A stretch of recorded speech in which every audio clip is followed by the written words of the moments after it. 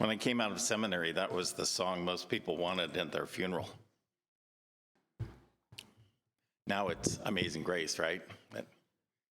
That arrangement rehabilitated that number. It really did a nice job. Thank you.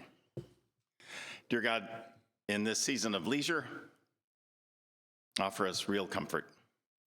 Help us discern what might indeed remake us in this summertime. Amen.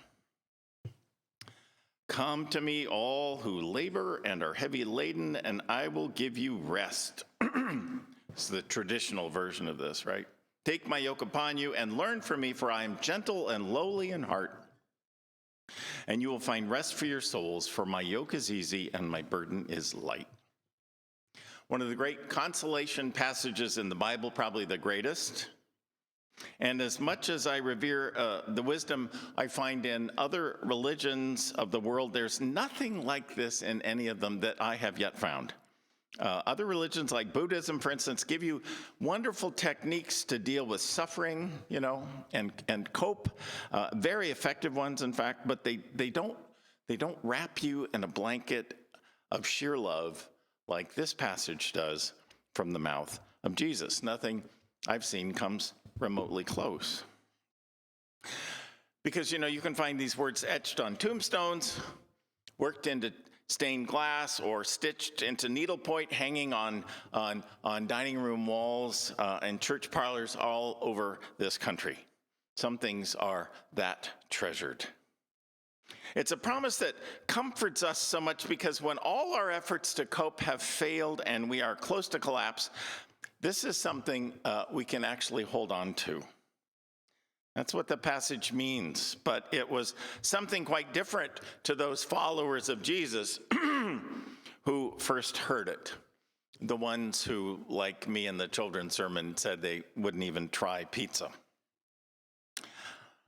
When he first uttered those words, he had just finished a teaching mission to several Galilean cities where his words had fallen on deaf ears.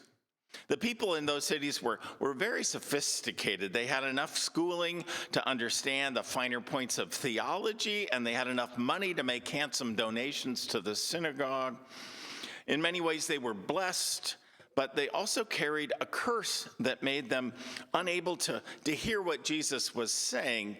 That's because Jesus broke all the rules. He did not see things in the traditional way, right? And these people were all about doing things the traditional way. They'd been given the law by Moses as a light for their lives. But there was a problem with that because they turned that light into a checklist and used it as a tally of religious rules and regulations to separate themselves from others. Those who live by the rules believe themselves better and closer to God. It was all about staying on top. And Jesus saw this. In fact, he saw through this. He saw that in their hands the law had become a heavy yoke, bulky, burdensome, impossible to bear, and yet the townfolk embraced it because their religious leaders said that was what God wanted, and they had no other choice. That is until Jesus came along, this scruffy peasant from Nazareth. He offered them a lighter load, a law based on a loving God and your neighbor. And he said that summed up all the meaning behind all the previous laws and made them, in fact, easier to bear. For these sophisticated Galilean city folk, I'm sure he made it all sound just a little too easy. They were outraged. Matthew says he left town without changing a single heart or mind. He'd much better luck in the countryside with the rural peasantry and farmers who, in fact, welcomed the good news. They may not have been educated to understand the finer points of the law, but Jesus spoke so openly to them of the rural life that they knew, using homey images. He seemed to know them and what drove them, and he knew it so well that they couldn't help but listen to him. And when the teachers of the day said that the people got cancer because they were so sinful, well, Jesus pointed them to the farmers' fields around them and said, look, The nourishing rain falls on the fields of the just farmers and the unjust farmers just the same. That stuff you've been hearing in church, he said, about the bad people getting sick and only the good people getting the blessings is what Joe Biden would have called malarkey. Barbara Brown Taylor says that when he offered them a lighter load to carry, well, they just took it. They unburdened themselves from what they had as if it were a pair of too tight boots, and they'd been given the right size finally.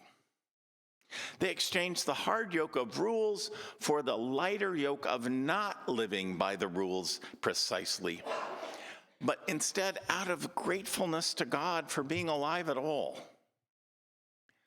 That's why in this passage he thanks God for hiding these things from the wise and understanding, quote unquote, and revealing them to babes. So no one would ever get the idea that faith in God is something that only smart people or rich people or socially acceptable people can have. Come to me, all you who labor and are heavily laden, and I will give you rest. You see why they loved him so much.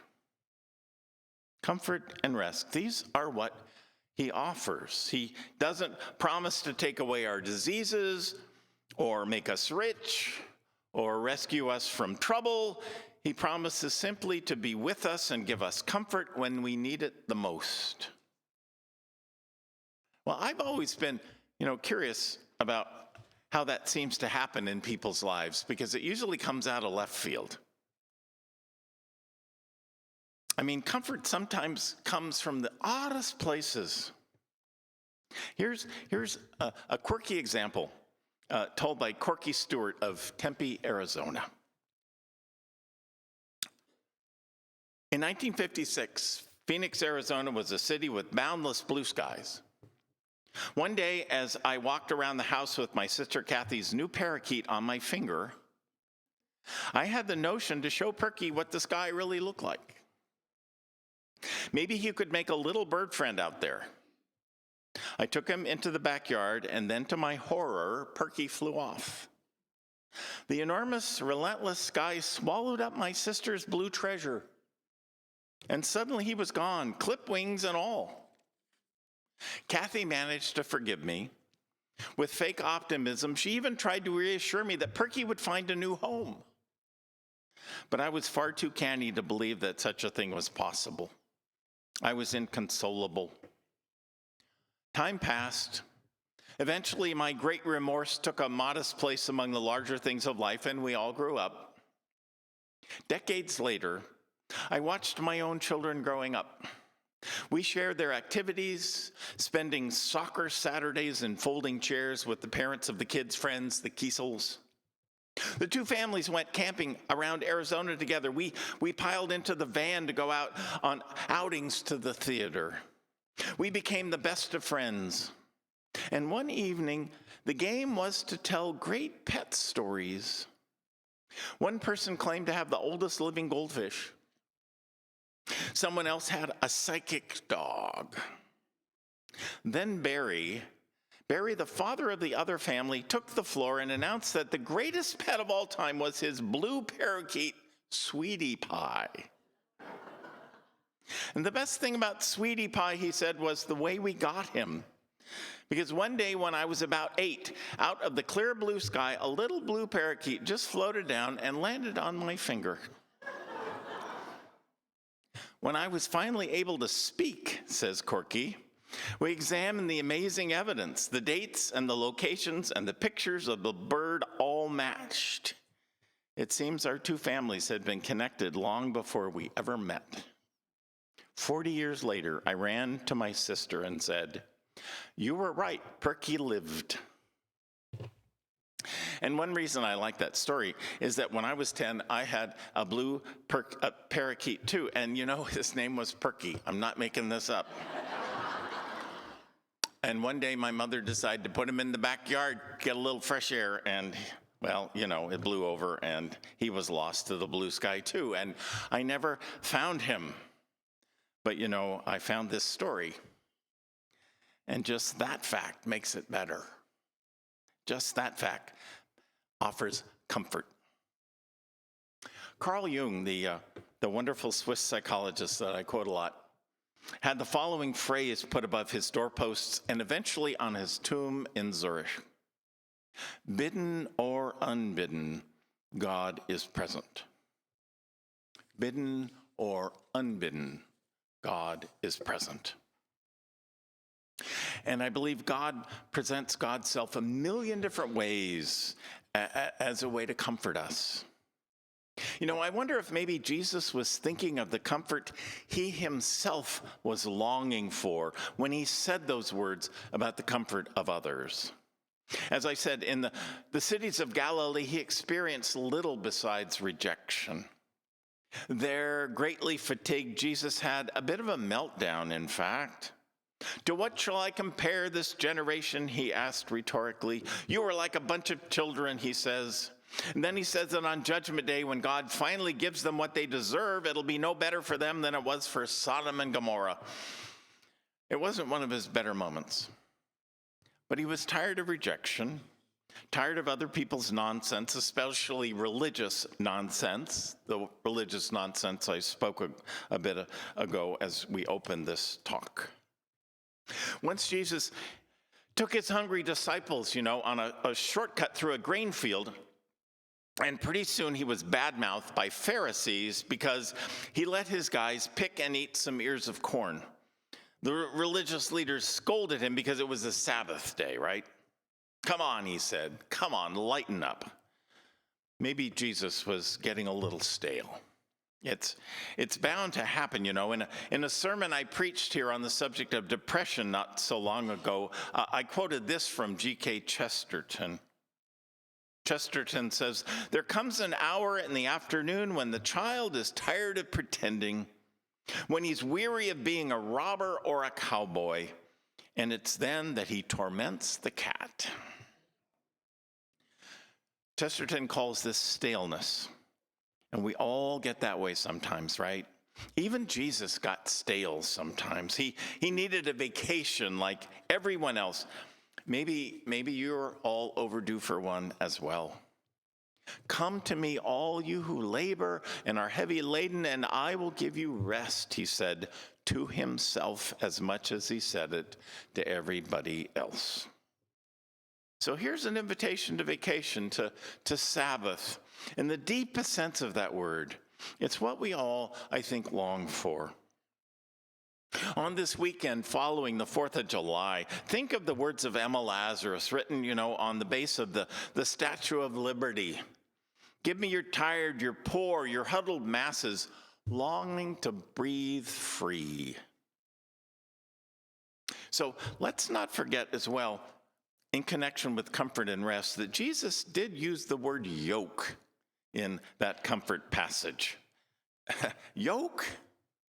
What overworked and heavily laden people need is a vacation, I said. Not some oxen's yoke, It's what beasts of burden are stuck with in order to get them to work together. What we need right now is a week at the beach. No cell phones, right? But what Jesus asks us to accept is a new kind of burden in exchange for what we are already carrying. It was Martin Luther who noted that only someone like Jesus could say, come to me, all you who labor and are heavy laden, in one breath, and I will place a yoke around your neck in another. But maybe Jesus dares to do this because he knows that the issue in life is not if we shall be burdened, but rather what burdens shall we bear. I mean, look, Jesus doesn't say, come unto me and I will take away every pain you have and make sure you never get heart disease. No, he says, I will give you rest, for I am meek and lowly in heart. He's saying, hey, I'm not Superman. I'm just your friend. And what I have to offer you most of the time is comfort. This is the same Jesus who, when his disciples were worried about his dying and leaving them, didn't say to them, no worries, I'm invincible, but instead said, yes, I'm going to die, but I promise not to leave you orphaned. He said it straight out. Woody Allen is remembered to have said, God is an underachiever. Now, that's either true or God is intentionally holding back maximum kinds of help from us because we're here for a reason larger than being rescued. God is intentionally holding back maximum help from us because we are here for reasons larger than being rescued. I spoke earlier of the real Jesus promises his people, of the rest that Jesus promises his people. And it's true, sometimes only a vegetating kind of rest, when we feel really beat up is the only kind we can accept. As Marguerite Lawrence says, holidays are enticing only for the first week or so. After that, it's no longer such a novelty to rise late and have little to do. Our bodies crave rest regularly, but our minds, our souls crave recreation, right? Recreation, that which truly renews the spirit. Most every year, I take time to attend a writer's workshop somewhere in the country. I missed out in COVID time, but there were a few things available on Zoom. But most years I get away and do that. And I've in fact been to one in Florida twice. And on those week-long jaunts, I've never seen the beach there. Time wasn't particularly restful. I had assignments every day. But it was a shot in the arm for my spirit every time, and I came home energized. I find I need more than rest. I need to plug into something that renews my sense of meaning and purpose as well. Paul Hindemith, the composer, once said, "Your task it is, amid confusion, rush, and noise, is to recognize the lasting and the calm and the meaningful, and finding it again, to hold and treasure it." That, my friends, is my job here every week, to try to find a way to hold out to you something that might offer you a renewed sense of purpose and meaning, sense of something larger than yourself that will offer you a deeper kind of peace. I take that as my mandate, and I take it seriously every time I stand here. Come to me, all you who labor and are heavily laden, and I will give you rest, says Jesus. Take my yoke upon you and learn from me, and you will find rest for your souls. For my yoke is easy, and my burden is light. Amen.